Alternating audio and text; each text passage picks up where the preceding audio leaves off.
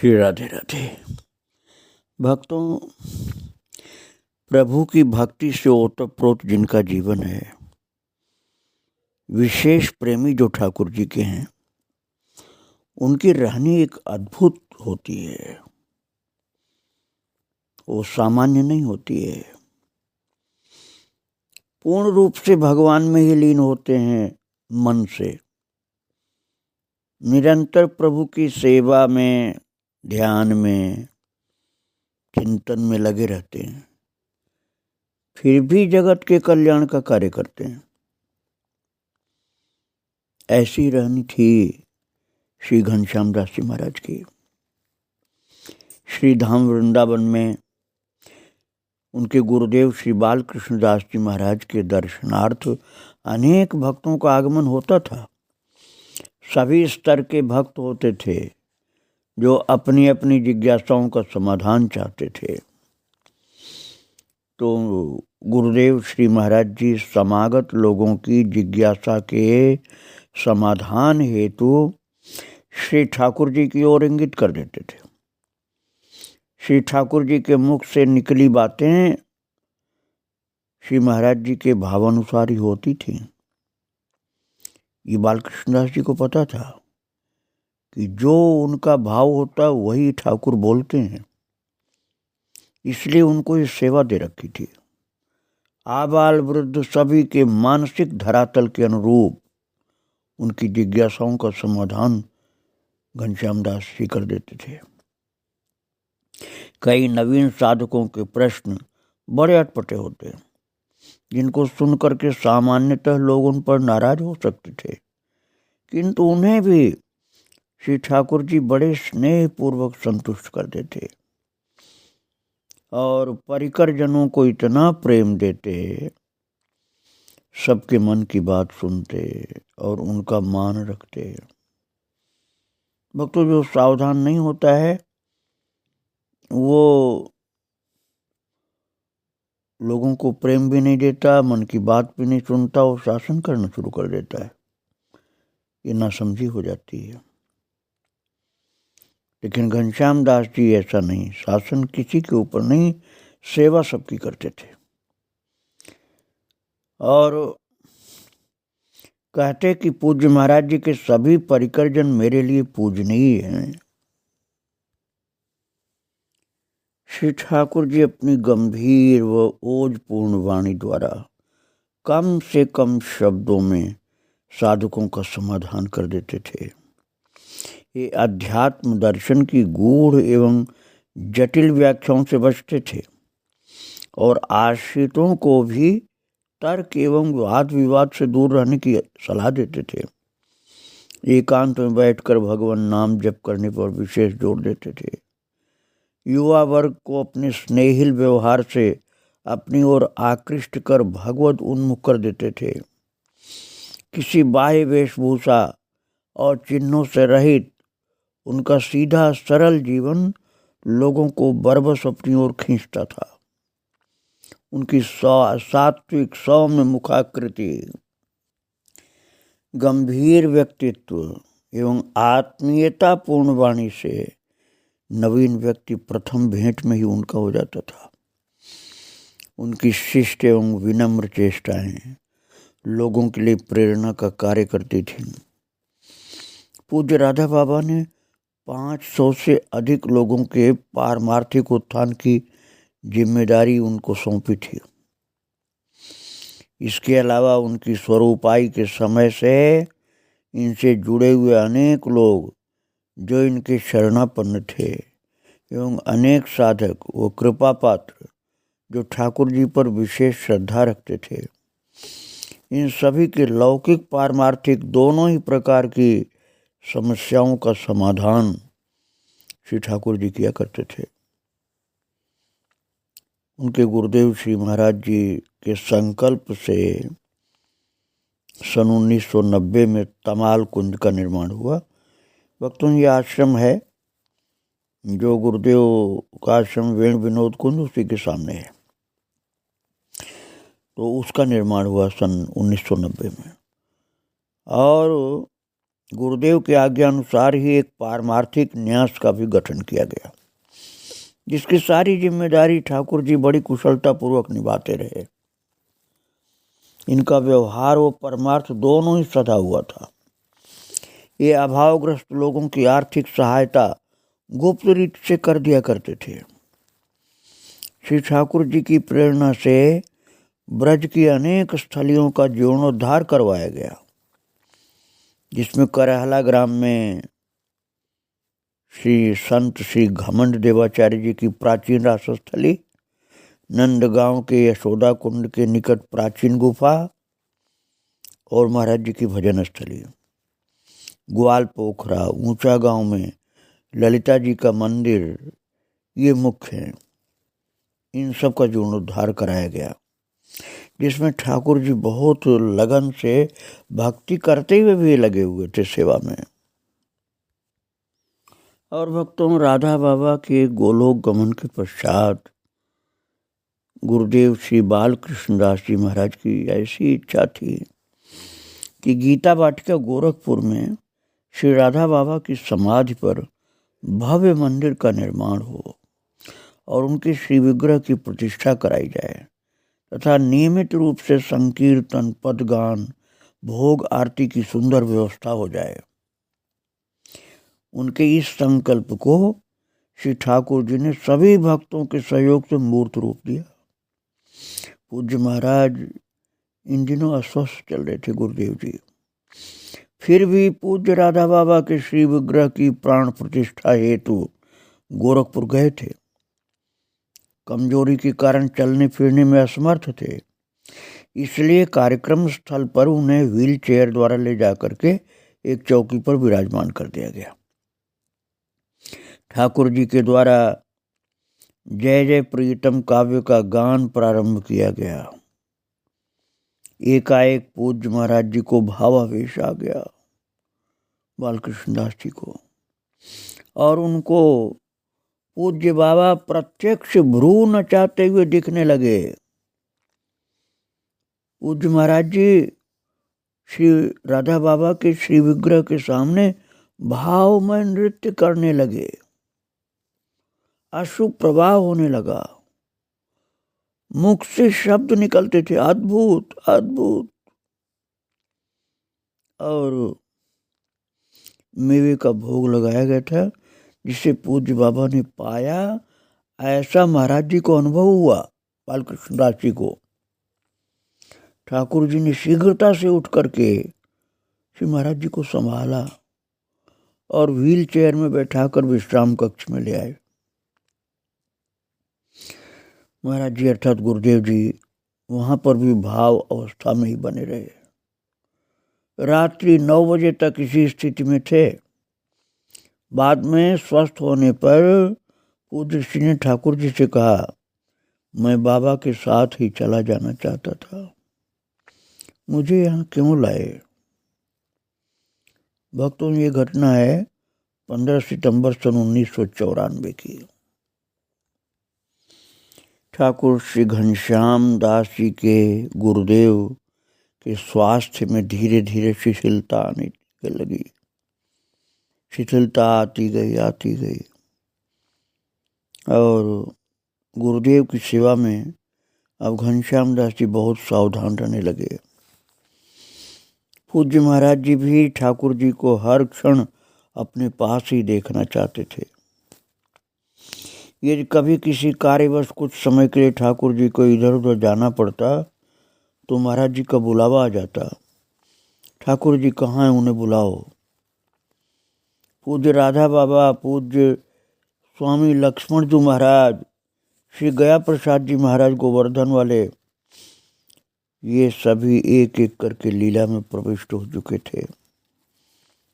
इन सभी संतों से बालकृष्ण दास जी महाराज का बड़ा अंतरंग संबंध था और इनके जाने के बाद से महाराज जी में भाव निमग्नता विशेष रूप से बढ़ती चली गई। वे प्राय गंभीर भाव में डूबे रहते, कभी शांत मौन अपने पलंग पर बैठे रहते, कभी लेटे रहते। कुंज के उत्सव आदि पूर्ववत मनाए जाते रहे। प्रायः कीर्तन के मध्य उनके नेत्रों से प्रेमाश्रुओं की धारा बहती थी। और भक्तों, महाराज जी को चिकित्सकीय परीक्षण के लिए कई बार फरीदाबाद व दिल्ली जाना पड़ा। उस समय श्री वृंदावन धाम में ये सब सुविधाएं नहीं थी। दवा नियमित लेते ही थे। कभी कभी ऐसा होता कि ठाकुर जी को प्रेरणा होती तो वे चिकित्सकों के द्वारा बताई गई कोई दवा कुछ दिन के लिए बंद कर देते थे। बाद में जब डॉक्टर लोग परामर्श देते तो फिर बंद की गई उस दवाई को चालू भी किया जाता था, कभी बंद किया जाता था। डॉक्टरों की सलाह मानते थे। और महाराज जी के पलंग के पास रात्रि में विश्राम करते समय ठाकुर जी की जब नींद खुलती तो प्रायः महाराज श्री उस समय पलंग पर बैठकर भागवत स्मरण करते हुए मिलते। एक बार किसी ने पूछा कि महाराज जी आपको रात में नींद नहीं आई क्या? तो महाराज जी बोले, 1000 वाट का बल्ब आपकी आंखों के सामने जलता रहे तो क्या आपको नींद आ सकती है? ये बात अंदर की थी भक्तों, लेकिन उनके मुख से निकल पड़ा। महाराज जी बालकृष्ण दास जी ने कहा कि श्री कृष्ण का कोटि सूर्य समप्रभ, कोटि चंद्र सुशीतल मुखारविंद निरंतर मेरे नेत्रों के सामने छाया रहता है। ऐसे में क्या नींद आ सकती है? पूज्य महाराज जी की भाव दशा उत्तरोत्तर गंभीर से गंभीरतम होती जा रही थी, जबकि शरीर अनुदिन क्षीणता की ओर अग्रसर हो रहा था। महाराज जी कई बार कहा करते थे कि शरीर साथ नहीं देना चाहता, पर मैं शरीर को अपने साथ घसीट रहा हूं। ऐसी अवस्था में भी वे ठाकुर जी के साथ रिक्शे में बैठकर घूमने जाते थे। महापुरुषों को भावी घटनाओं का आभास रहता भक्तों। एक दिन ठाकुर जी के साथ नित्य की भांति घूमने निकले और राधाबाग जो कात्यायनी मंदिर के पास में है वहां तक गए। वहां एक बेंच पर बैठ गए और ठाकुर जी से चर्चा के मध्य कुंज की आर्थिक व्यवस्था के बारे में भी पूछा। उन्होंने सोचा कि वहाँ भक्त संत लोग रहेंगे, इसलिए वहाँ का इंतजाम भी सही ढंग से रहना चाहिए। और भक्तों, ये सारी व्यवस्थाएं करने के बाद 24 मई 1995 को घनश्याम दास जी के गुरुदेव ने सायंकाल लगभग 4 बजे अपने एक प्रिय भक्त श्री अचरजलाल चड्ढा के घर का नाम था वृंदावनम, उसी महान भक्त के घर में वृंदावनम में लीला में प्रवेश कर गए। और पूज्य श्री की इस लीला संवरण के समाचार को सुनकर समस्त परिकर स्तब्ध रह गया। सभी के हृदय में व्याकुलता सी छा गई और ठाकुर जी ने अश्रुपूरित नेत्रों से गुरुदेव के अंतिम संस्कार संबंधी सभी कार्य पूर्ण किए। और भक्तों, गुरुदेव के जाने के बाद श्री ठाकुर जी उदास रहने लगे, प्रायः अकेले रहते थे। हृदय की वेदना यदा कदा अपनी डायरी में व्यक्त करते थे लिखकर। कभी कभी डायरी में लिखते थे अपने कि उनके बिना क्या रहना, मुझे भी उन्हीं के साथ चले जाना चाहिए था। हम यहाँ क्यों पड़े हैं समझ में नहीं आता। कृपा करें तो हम भी चलें, जैसे प्रभु के लिए वो कह रहे थे कि आपकी कृपा हो तो मैं भी अब चलूं। और फिर लिखते हैं कि अक्षय नवमी क्षय ही हो गई मेरे लिए, कोई सुख नहीं, कोई आनंद नहीं, मात्र आनंद का भ्रम ही भ्रम है। सारा आनंद तो उनके मधुर सानिध्य में ही था। गुरुदेव को याद करके ऐसा लिखा था कि सारा आनंद उनके मधुर सानिध्य में था। उनके साथ सहभोजन करते समय उनका उच्छिष्ट प्रसाद लेते ही संसार का तिरोभाव हो जाता था। श्री घनश्याम दास जी ने अपने गुरु को याद करके लिखा था भक्तों। उन्होंने लिखा था अपने गुरुदेव की याद में कि अतीन्द्रिय ज्ञान संपन्नावस्था होकर घंटों मस्ती में झूमता रहता था। उनके समीप विश्राम की बात तो निराली ही थी।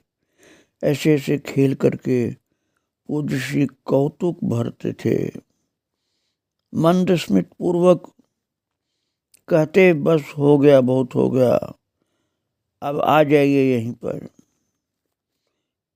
और महाराज गुरुदेव जो उनके सिर पर हाथ रख देते थे उस बात को याद करते थे। नित्य की सहज दिनचर्या, लेकिन उल्लास नहीं था। ऐसा लगता था कि जबरन शरीर को चलाते हैं। और गुरुदेव के जन्म के दिन लिखा था डायरी में कि आज का पुण्य दिन इस वसुंधरा को, अनंत जीवों को पवित्र करने परम पूज्य पधारे थे और इस पामर को 40 वर्ष निरंतर सुख देकर के लीन हो गए। भक्तों, गुरुदेव की याद में आयोजन तो एक से एक भव्य होते थे, लेकिन उनको शून्यता सी लगती थी। 6 बजे तक बैठा, ऐसा लिखा कि साथ में मनोहर जी भी थे। रह रहकर मन पूज्य महाराज जी की स्मृति में लीन होता जाता था। रात्रि में दर्शन दे शांति दी, अर्थात गुरुदेव ने दर्शन दिया रात को। और फिर लिखते हैं कि मेरी सुनने वाला तो चला ही गया, फिर क्या आवेगा। कभी उनका दर्शन हो जाता, कभी फिर अंतर्धान हो जाते। कभी भगवान के लिए लिखते कि प्रभु अब गुरुदेव तो नहीं है, मुझको यहाँ क्यों रखे हो। ऐसी गुरु भक्ति थी भक्तों। जो सच्चा भक्त होता उसके अंदर गुरु भक्ति होती ही है। वो गुरु के सभी भक्तों को सुख देता है। जो भक्त होता है, जो शिष्य होता है गुरु का, वो गुरुदेव के सभी भक्तों शिष्यों को सुख देता है। किसी को सताता नहीं, किसी पर शासन नहीं करता, सभी की सेवा करना चाहता है। श्री गुरुदेव बाल कृष्णदास जी के निकुंज गमन के बाद उनकी पुष्प समाधि की स्थापना तमाल कुंज में की गई। आप आज भी उनके समाधि के दर्शन के लिए तमाल कुंज में जाकर दर्शन प्राप्त कर सकते हैं। मुझे भी प्रभु की कृपा से समाधि का दर्शन मिला, उनके शरीर का दर्शन तो मैं नहीं कर पाया था।